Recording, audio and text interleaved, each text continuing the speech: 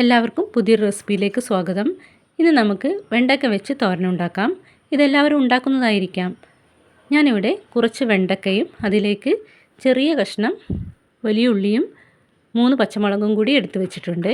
ഇനി വെണ്ടയ്ക്ക നന്നായി കഴുകിയെടുത്തതിന് ശേഷം ചെറിയ കഷ്ണങ്ങളാക്കി ഒരു പാത്രത്തിലിട്ട് വയ്ക്കുക. നമുക്കറിയാം വെണ്ടയ്ക്കയിൽ ധാരാളം ഗുണങ്ങളുണ്ടെന്ന്. വൈറ്റമിൻ എയും സിയും അടങ്ങിയിട്ടുണ്ട്. മുടി കൊഴിച്ചിൽ തടയുന്നു, ചർമ്മത്തിൻ്റെ ആരോഗ്യത്തിനും നല്ലതാണ്, കാഴ്ചശക്തി കൂട്ടുന്നു. ഇനി ഇതൊന്ന് കുക്ക് ചെയ്തെടുക്കാം. സ്റ്റൗ ഓണാക്കി ചീനച്ചട്ടിയിൽ കുറച്ച് വെളിച്ചെണ്ണ ഒഴിച്ച് അതിലേക്ക് പച്ചമുളകും ഉള്ളിയും ചേർത്ത് വഴറ്റി കൊടുക്കുക. ഇനി നമ്മൾ അരിഞ്ഞു വെച്ച വെണ്ട കഷ്ണങ്ങൾ ഇതിലേക്ക് ഇട്ട് കൊടുത്ത് പാകത്തിന് ഉപ്പും മഞ്ഞളും കൂടി ചേർത്ത് നന്നായിട്ട് ഇളക്കി യോജിപ്പിക്കുക. ഇനി ഇതൊന്ന് അടച്ച് വേവിക്കണം. വെന്തതിന് ശേഷം അല്പം കുരുമുളക് പൊടി കൂടി ഇതിലേക്ക് വിതറി കൊടുക്കുക. അങ്ങനെ നമ്മുടെ വെണ്ടയ്ക്ക തോരൻ ഇവിടെ റെഡി ആയിട്ടുണ്ട്.